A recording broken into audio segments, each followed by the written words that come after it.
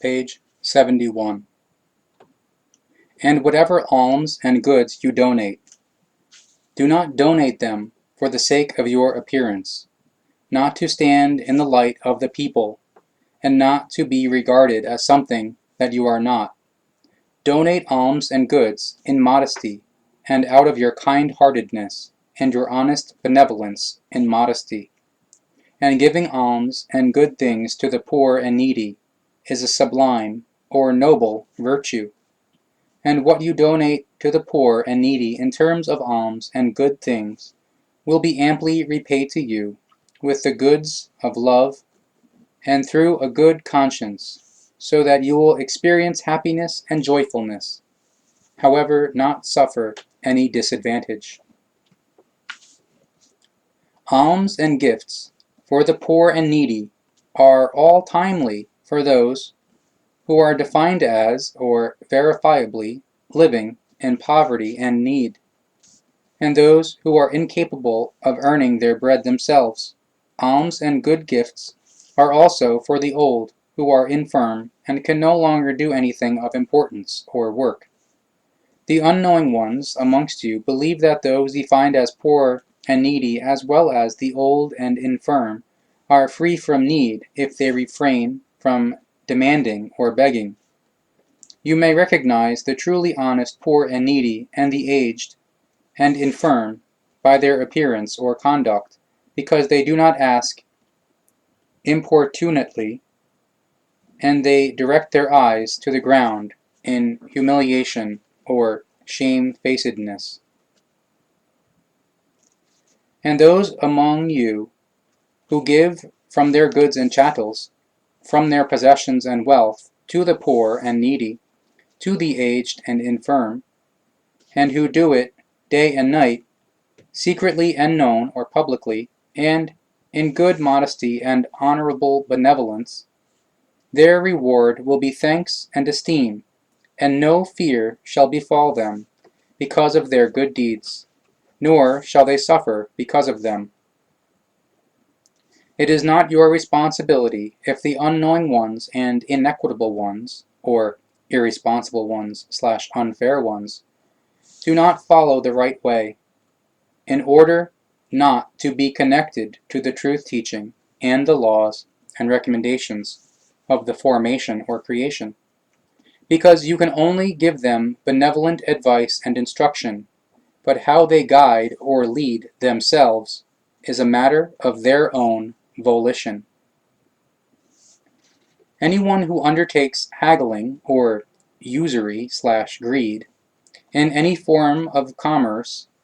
and unrightfully demands a markup or interest or price increase shall be exposed to the punishment of recompense through the authority or jurisdiction, so that the disadvantaged ones do not suffer any loss of goods and chattels, possessions, and fortune, in commerce involving goods and things. The markup or interest or price increase shall be regulated and defined by the authority according to the goods or things and their value. However, if hagglers or avaricious ones / usurers and inequitable ones or irresponsible ones / unfair ones, taking a markup or interest, are not understanding, and they continuously repeat their outrageous and fallible behavior against the given demand or instruction / regulation / directive of the authority, then they are given over to the jurisdiction for the fulfillment of guidelines, which is the separation from the people or society for a certain time. Commerce may well permit taking a markup or interest or price increase to an equitable or admissible / fair extent. However, it shall not be permitted for additions or interest or price markup to be taken to a dishonorable and excessive extent. Therefore, whoever receives a reminder from someone taking a markup or taking interest for payment that has an addition of a dishonorable and excessive amount shall refrain from paying this, and call on the authority or jurisdiction to decide that to the fallible one taking the markup or taking the interest shall only remain as punishment the value without markup or interest or price increase that he himself gave for the purchase as settlement or payment, so that he may not obtain any profit for this. Taking a markup or interest or price increase shall not be abolished, but shall serve to conduct honest commerce, so that even someone trading in one commodity may receive an equitable or fair/appropriate reward through honest revenue. But truly, the people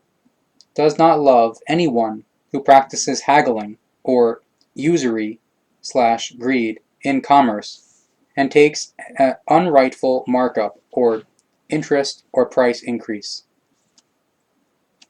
And if anybody demonstrably fails into great need and cannot settle or pay for the commercial good, then drop the markup or interest or price increase, and only take the price that you yourselves have paid. It is better not to make any profit than to bring harm and iniquity on another through greed. This is what you shall do, because you shall not do unright. But if you do not follow this recommendation, then you will suffer from your unright in your admonishment or conscience. And if a debtor falls into difficulty, then grant him an extension until it is once again easy for him or her to settle the debt. However, if the debtor falls into difficulty with very great hardship, and he or she can no longer settle the debt, then act in rationality. Thus you take back the commercial item if it is extensive, but leave it as a good deed if it is not of great value. Guard yourselves against pinning your hopes and wishes too high on a judgment. If you have to call on jurisdiction or authorities in a transaction or deal, or in conflict or dispute/enmity, in order to ask for arbitration in a case, because in spite of being in the right, you will scarcely receive your full reward according to your significance or merit, but only a partial reward. So you will think that something unright has happened to you, and this will make you joyless. But consider that every jurisdiction reaches a judgment according to its own legal guidelines or criteria, which do not correspond to your wishes and hopes, which you have set out in advance. It may very well be that the jurisdiction agrees that you are in the right, if this is the case, but you suffer some loss in any case, because you pin your hopes and wishes too highly. If you take a loan or credit from another for a particular term, and with an honest markup or interest rate, then set it down firmly in writing, and if you cannot write yourselves, then have it written down truly by a scribe in your presence. However, only in the presence of two other righteous or conscientious bystanders or witnesses, who are also versed in writing, so that the one does not write anything that is not the truth and does not correspond to the agreement. And no one who is versed in the script shall refuse to write, because everyone who is versed in the script shall provide this service to those who do not know how to write for a small but appropriate payment. Therefore have the scribe perform the writing, and have the one who is entering into the undertaking or obligation say to the scribe what he or she has to write, and say that he or she must not falsify or defraud anything. However, if the one entering into the undertaking or obligation is of low intellect or weak or incapable of instructing what has to be written, then someone who looks after his or her affairs says in honesty and equitableness or fairness what must be recorded in writing, and the witness shall not refuse to attend when they are called on, and do not disdain to write down everything precisely, whether it be much or little, and together with the defined term or period for repayment, And do not make the bystanders or witnesses and the scribes into fallible ones, and do not bring any disadvantage or forfeiture/damage on them if the one who gives out the loan or credit does not stick to the agreement and has to be brought before the jurisdiction. And it is also permitted for the one giving the loan or creditor/credit giver to demand a contribution or loan deposit of a rightful amount as collateral and contingency or deposit, which shall become his or her property if the loan or credit is not repaid by redemption or repayment. And if something is entrusted to someone in contingency or deposit, then the one to whom it is entrusted shall hand back or issue or give back what has been entrusted when it is demanded back rightfully. If what has been entrusted in contingency or deposit is concealed, or hidden/not given back/denied, then the bystanders or witnesses shall present their justification or evidence. If what was entrusted in contingency or deposit is nevertheless concealed, then the authority or jurisdiction shall be called upon. If you undertake a transaction from hand to hand and the goods are small, then you shall not be obliged to issue a receipt. But when you undertake a transaction with great goods, then you shall be bound by the obligation of a receipt. And always have bystanders or witnesses if you offer one another anything for sale and sell, so that everything is done in honesty and nothing occurs that is unright. Truly, when you are knowing in the truth, and you do good works in respect and honesty, and carry out your duty, and if you give your alms and good gifts to those who need them, then your reward will be love and equitableness or fairness, and therefore you will not have to fear that anyone will revile you as a stingy one, or someone without equitableness, or unfair one/irresponsible one, nor that others will cause sorrow in you. To you is granted everything that is in the firmaments, or universe, and on the earth roundness, or earth, as well as everything that is in you, and whatever you make known. Therefore do your part, or responsibility.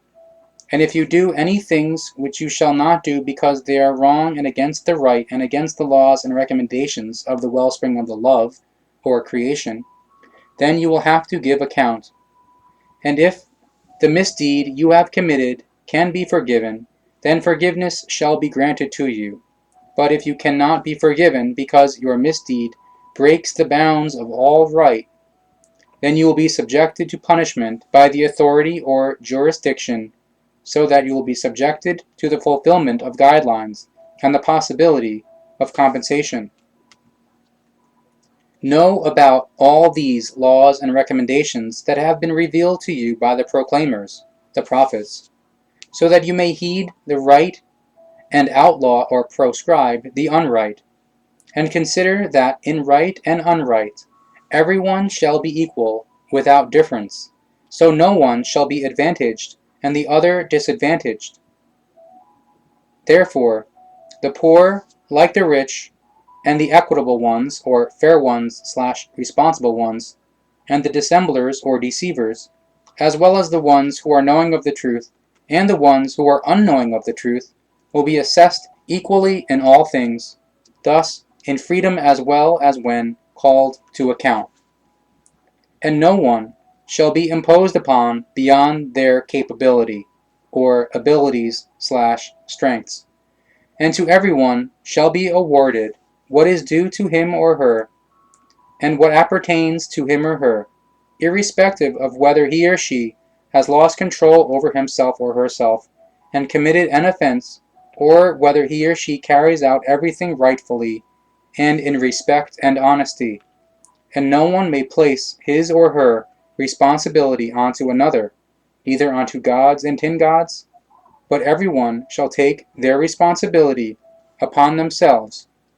and come under it. And there is no one who has not been given the power to do what is rightful and of responsibility.